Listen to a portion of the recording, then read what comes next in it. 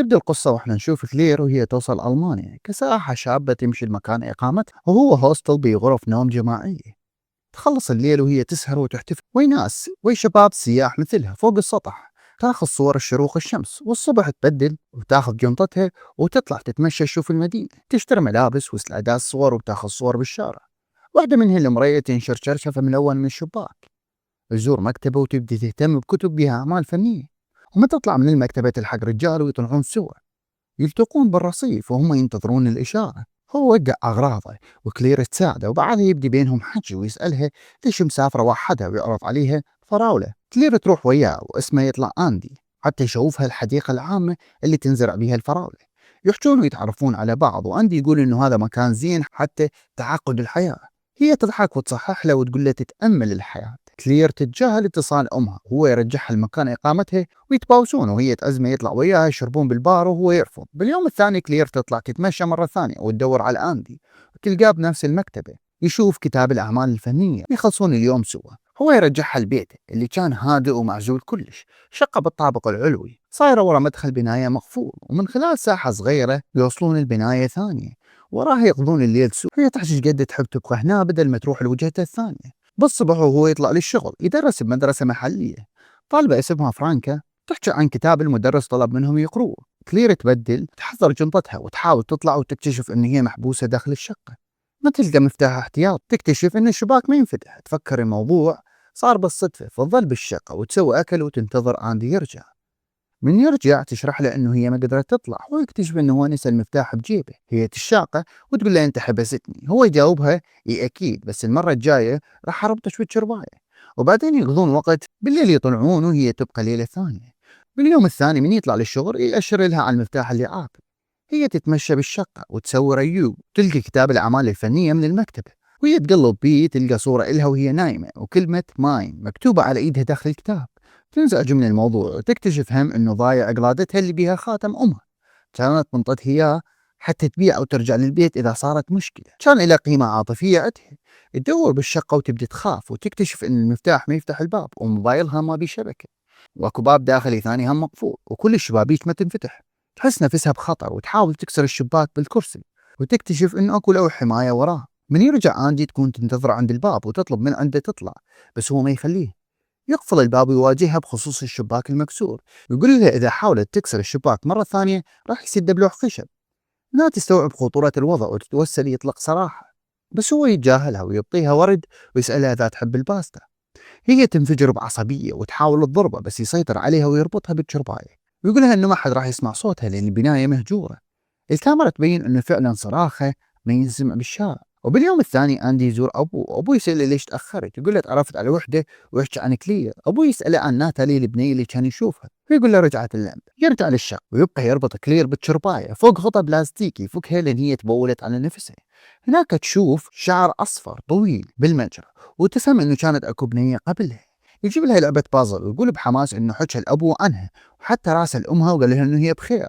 كليرة تهدده انه ما راح تعرف الحقيقة، بس هو تجاهلها. باليوم الثاني يطلع للشغل ويعرفها بدون ربط، تتحرك بالشقة لين اصلا ما تقدر تهرب. نشوفه يقفل المفاتيح بصندوق قفل ويحطه بممر البناية. هي تدور بالشقة وتلقى درنفيزة والكراويته. بالشغل عندي ينزعج من المدرسة، استخدمت كوبة من المطبخ المشترك. من يرجع يلقاها تسوي بالباصل يساعدها، وهي تستغل الفرصة وتضربه بالدرنفيس وتثبت ايده بالطاولة. تاخذ المفتاح وتهرب، تنزل الدرج وتعبر الساحة، بس تعصب الباب وأندي يلحقها ويكسر أصابعها. بعدين يشيلها وهي مغمى عليها ويرجعها للشقة. باليوم الثاني يروح يزور أبوه. لما يرجع تحاول كثيرة تهدي الوضع، تتوسل بيه وتقول له مشتاقة لأمي. هو يقول لها ماكو داعي تشتاقين، الشيء ما راح يرجع لأن هو ما موجود أصلا، لأن هو موجود ببدالها. كان دائما يصورها بوضعيات غريبة ومزعجة وغالبا بدون ملابس. باليوم الثاني يشوف الطالبة فرانكا بدرس الرياضيات وينجذب إليها. بنفس الوقت كلير تحاول تفتح الأقفال بدبوس مال ورا، ينكسر واحد داخل الباب وتخاف ينكشف. نشوف انه اندي قفل كل ادوات الحاده بصندوق القفل، ويظل يستفزها ويخوفها نفسيا وعاطفيا. مره حنون، مره عصبي، مره قاسي. مره كان يغسل لها بالحمام وتدق فرانك الباب، يهدد كلير اذا حشت رح يقتل البنيه.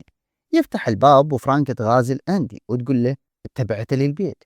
من تشوف كلير واقفه بمنشفه يقول له هاي حبيبتي، ويتصرف وياها بقسوه فتطلع. بعدين كلير تسأله عن اسم البنية، فيقص شعرها ويصورها مرة ثانية. بعدها تشوف إن الباب الداخلي ما ينفتح ويعصب عليها أكثر، ويمر الوقت ويصير عيد ميلادها. كلير تعيش برعب، بس بمرور الوقت تبدي تتغير نفسيا بسبب لعبتها بعقلها.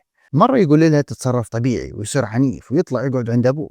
تنقطع الكهرباء بالشقة وتبقى أيام بدون كهرباء، والدنيا كلش باردة، وتاكل قليل من اللي عندها.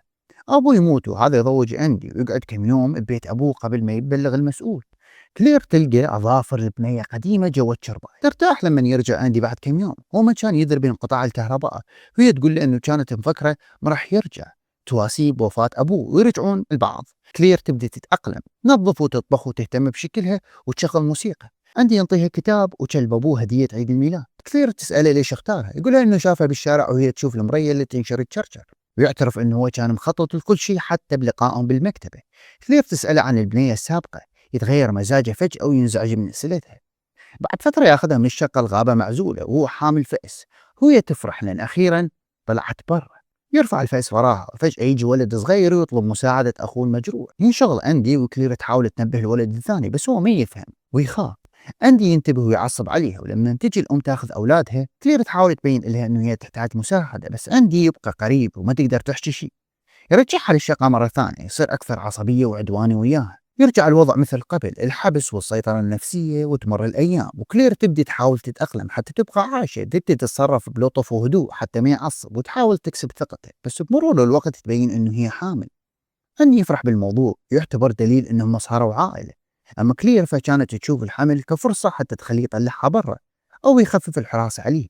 بيوم من الأيام يوديها للطبيب حتى يتأكد من الحمل، وهناك تحاول بطريقة غير مباشرة تبين للطبيب إنه هي محتجزة، بس أندي يبقى مراقبها وما تقدر تحكي بصراحة.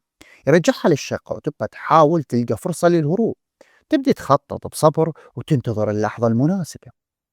بيوم من الأيام أندي يتمرض ويصير ضعيف. كلير تستغل الفرصة وتبدي تسيطر على الوضع شوية شوية، تخليه يعتمد عليها بالأكل والعناية. بعدين تجي اللحظة اللي تقدر بيها تسيطر عليه، ويصير صراع بينهم داخل الشقة.